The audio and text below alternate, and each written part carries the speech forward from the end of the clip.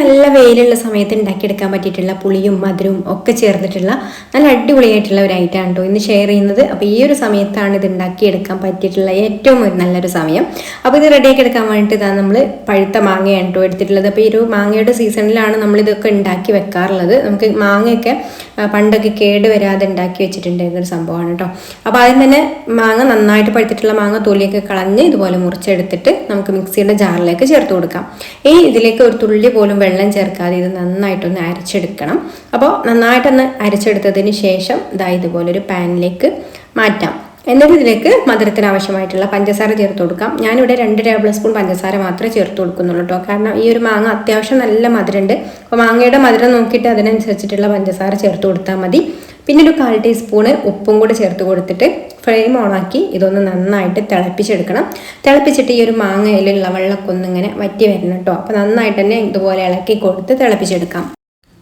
ഇനി നമ്മൾ ഈ ഒരു സംഭവം ചെറുതായിട്ട് പുളിയും കൂടി ഉണ്ടാവും കേട്ടോ. അപ്പോൾ അതിന് വേണ്ടിയിട്ട് ഒരു 2 ടേബിൾ സ്പൂണ് നാരങ്ങ നീരും ചേർത്ത് കൊടുക്കുന്നുണ്ട്. അപ്പോൾ പുളിയുള്ള മാങ്ങയൊക്കെ ആണെന്നുണ്ടെങ്കിൽ നാരങ്ങ നീര് ഇത്ര വേണ്ടി വരില്ല. അപ്പോൾ അത് നമ്മുടെ കയ്യിലുള്ള മാങ്ങയുടെ മധുരം നോക്കിയിട്ട് അതിനനുസരിച്ചിട്ട് പഞ്ചസാരയും പുളിയും ഉപ്പും ഒക്കെ ചേർത്ത് കൊടുത്തിട്ട് മിക്സ് ചെയ്ത് കൊടുക്കാം. എന്നിട്ട് ഇതൊന്ന് തിളപ്പിച്ചിട്ട് ഇതുപോലെ ഒന്ന് തിക്കാക്കി എടുക്കണം. അപ്പോൾ ഇതുപോലെ ഈ ഒരു രീതിയിൽ ആയി കഴിഞ്ഞാൽ പിന്നെ നമുക്ക് ഫ്ലെയിം ഓഫ് ആക്കാം.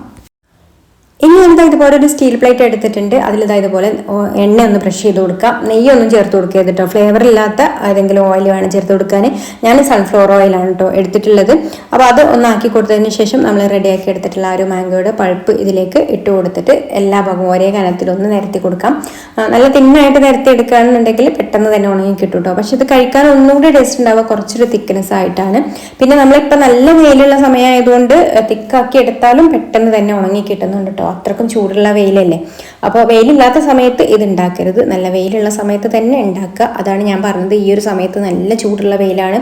അപ്പം നമുക്ക് 1-1.5 ദിവസം കൊണ്ട് ഒക്കെ തന്നെ ഇത് ഉണങ്ങി കിട്ടുന്നുണ്ട് കേട്ടോ. അപ്പം ഞാൻ ഇതുപോലെ ഒരു 2 പാത്രത്തിലാണ് വെച്ച് കൊടുത്തിട്ടുള്ളത്.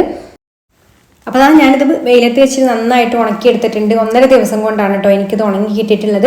ഇനി നമ്മൾ അതിൽ ഓയിലൊക്കെ തേച്ച് കൊടുത്തത് കാരണം പെട്ടെന്ന് തന്നെ ഇതിൽ നിന്ന് ഇതുപോലെ അങ്ങ് വേർപ്പെടുത്തി എടുക്കാനും പറ്റും കേട്ടോ. അല്ലെങ്കിൽ നിങ്ങൾക്ക് ബട്ടർ പേപ്പർ വേണമെന്നുണ്ടെങ്കിലും വെച്ച് കൊടുക്കാം. പക്ഷേ ബട്ടർ പേപ്പർ വെച്ച് കൊടുക്കുകയാണെന്നുണ്ടെങ്കിൽ ഒരു ദിവസം ഉണങ്ങി കഴിഞ്ഞാൽ തന്നെ ബട്ടർ പേപ്പർ എടുത്ത് മാറ്റണം കേട്ടോ. അല്ലെങ്കിൽ ആ ഒരു ബട്ടർ പേപ്പറിൽ ഇത് പറ്റി പിടിക്കും. അപ്പോൾ നമ്മുടെ അടിപൊളിയായിട്ടുള്ള മാങ്ങാത്തേര ഇവിടെ റെഡി ആയിട്ടുണ്ട്. പണ്ട് കാലങ്ങളിലൊക്കെ പഴുത്ത മാങ്ങയൊക്കെ ഇതുപോലെ ഉണക്കിയിട്ടൊക്കെ സൂക്ഷിച്ച് വെച്ചിട്ടുണ്ടായിരുന്നു കേട്ടോ. മാങ്ങ തരാമെന്നും പറയും, അല്ലെങ്കിൽ ആമ്പപ്പടം എന്നൊക്കെ പറയുന്ന ഒരു ഐറ്റമാണ്. നല്ല ടേസ്റ്റാണ് കേട്ടോ കഴിക്കാൻ വേണ്ടിയിട്ട്. ശരിക്കൊരു മിഠായിയൊക്കെ കഴിക്കുന്ന ആ ഒരു രീതിയിൽ കുട്ടികൾക്കൊക്കെ കഴിക്കാം. ഇഷ്ടമായിട്ടുണ്ടെങ്കിൽ ലൈക്ക് ചെയ്യാനും ഷെയർ ചെയ്യാനും ചാനലൊന്ന് സബ്സ്ക്രൈബ് ചെയ്യാനും, ഫേസ്ബുക്കിലാണ് കാണുന്നതെന്നുണ്ടെങ്കിൽ പേജ് ഒന്ന് ഫോളോ ചെയ്യാനും കൂടി മറക്കല്ലേ. അപ്പം മറ്റൊരു നല്ല റെസിപ്പിയുമായിട്ട് അടുത്ത വീഡിയോയിൽ കാണാം. താങ്ക്